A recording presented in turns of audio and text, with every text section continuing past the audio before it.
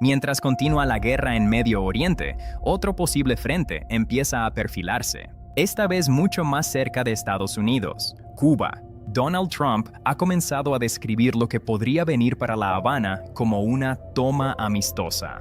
Y mientras suena provocador, lo cierto es que Washington ya está preparando el terreno. El asedio económico que Estados Unidos ha aplicado desde enero está empezando a sentirse con fuerza en la isla. El mes pasado fue el primero en más de una década en el que Cuba recibió 0 importaciones de petróleo de cualquier fuente. No menos de lo habitual, literalmente 0. La situación es tan grave que algunos vuelos comerciales han sido cancelados porque no hay suficiente combustible para garantizar que los aviones puedan despegar nuevamente. Los hospitales han suspendido gran parte de las cirugías no urgentes y la economía, que ya estaba debilitada, se encuentra en una situación crítica.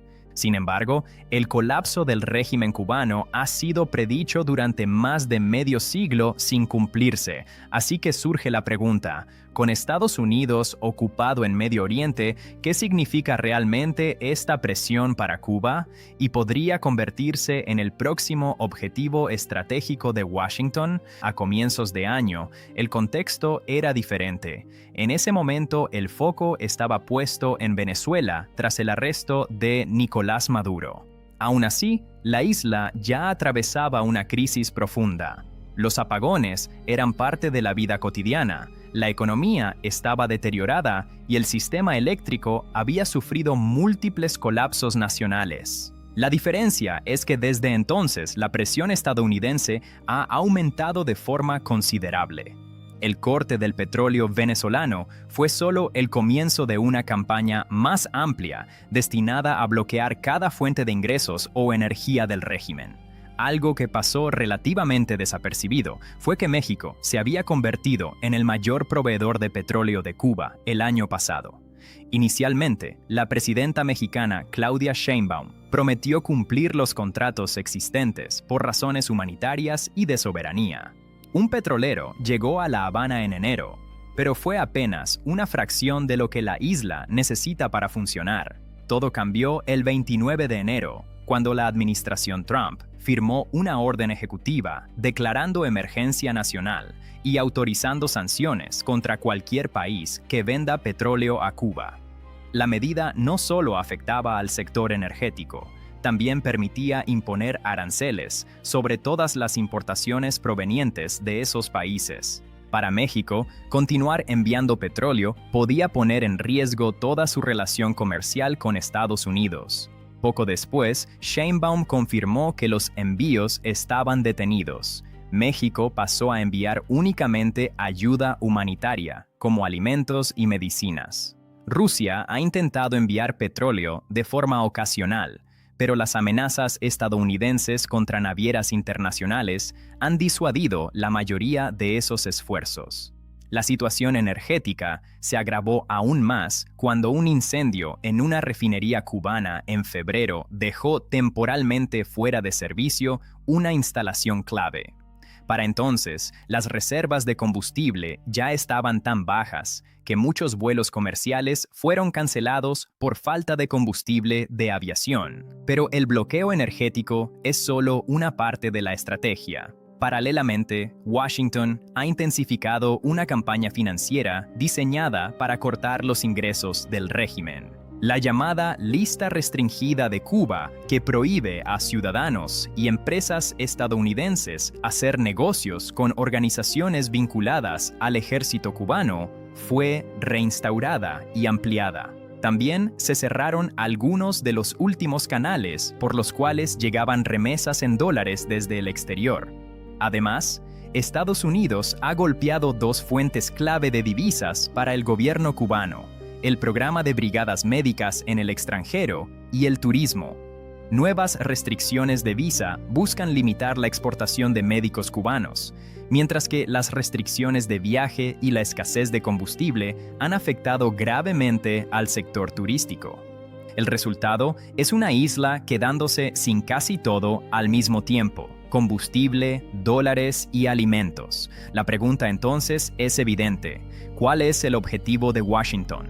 La respuesta parece ser presionar hasta que el sistema colapse desde dentro. Al principio del año, Trump descartó cualquier acción militar directa contra Cuba. En ese momento, dijo que el país parecía estar cayendo por sí solo, pero en los últimos meses el tono ha cambiado.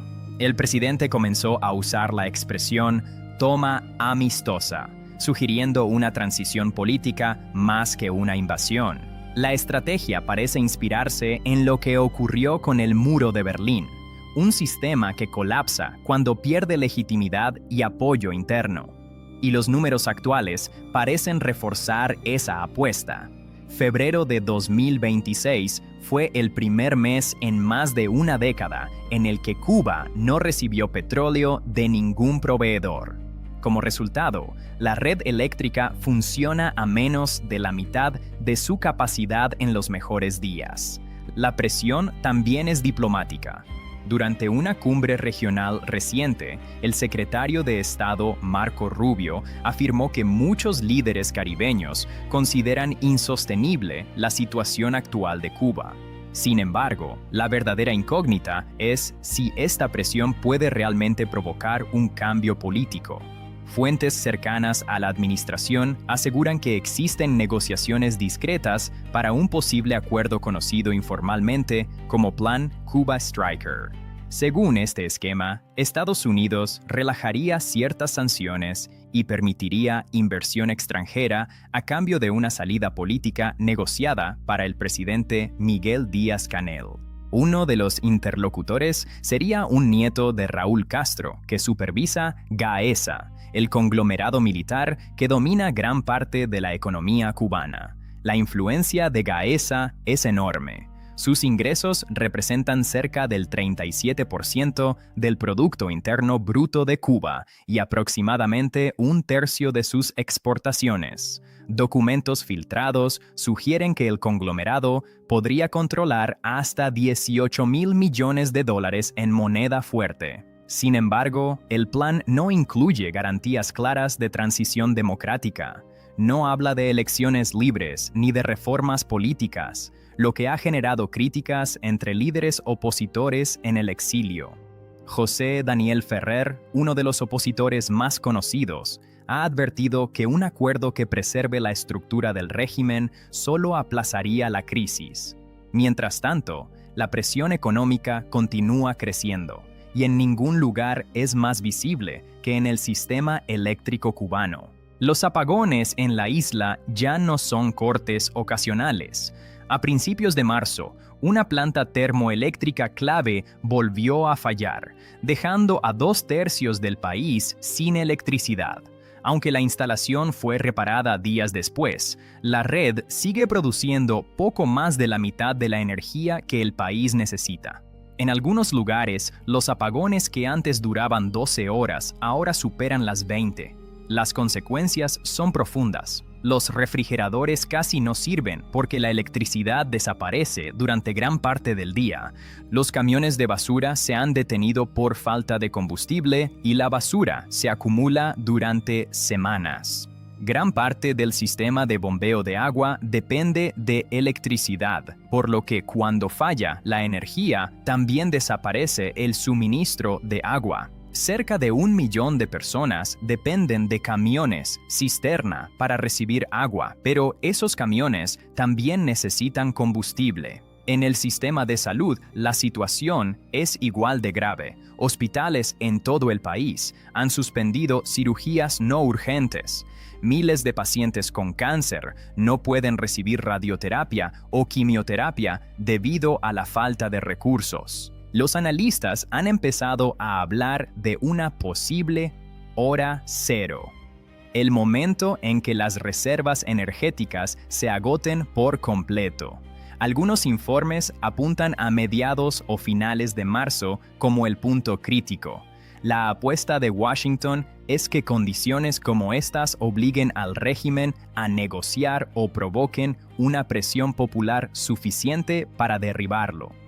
En los días posteriores al gran apagón de marzo, estallaron protestas en varios barrios de La Habana y en ciudades manifestantes gritaban consignas contra el gobierno y pedían libertad. Pero salir a las calles en Cuba tiene un precio. Tras las protestas masivas de 2021, más de 1,000 personas fueron arrestadas y muchas siguen cumpliendo largas condenas. Por eso, algunos analistas comparan la situación con Corea del Norte. Un régimen puede sobrevivir incluso en condiciones extremas mientras su aparato de seguridad permanezca unido. En muchos levantamientos históricos, el momento decisivo llega cuando quienes sostienen las armas dejan de obedecer las órdenes.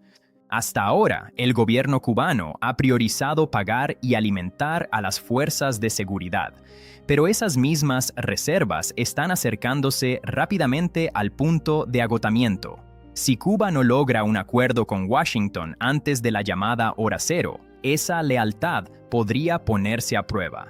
Y entonces, el país podría enfrentarse a uno de 3 caminos: una transición negociada, una revolución interna o el inicio de un nuevo capítulo de intervención extranjera.